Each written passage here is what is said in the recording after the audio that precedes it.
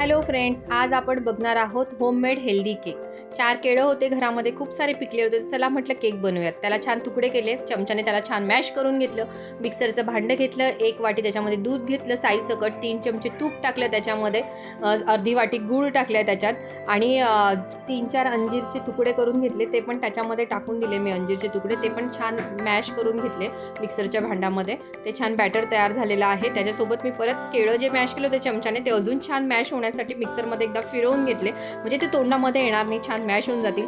एका दुसऱ्या भांड्यामध्ये मी घेतला आहे 2 वाट्या गव्हाचं पीठ, त्याच्यामध्ये 1.5 चमचा कोको पावडर टाकली, थोडंसं मी त्याच्यामध्ये दालचिनीचं पावडर पण टाकली आहे, ड्रायफ्रूट्स पण क्रश केलेले टाकून दिलेले आहेत, विलायची टाकली आहे थोडी आणि त्याला छान हलवून घेतले। थोडंसं चिमूटभर मीठही टाकले टेस्टसाठी आणि जे मिक्सरच्या भांड्यामध्ये बॅटर होतं ते बॅटर टाकून त्याच्यामध्ये छान मॅश केलं। मॅश झाल्यावरती मी जायफळ थोडं किसून टाकलं टेस्टसाठी, त्याची टेस्ट खूप छान लागते, जायफळची टेस्ट मला खूप आवडते।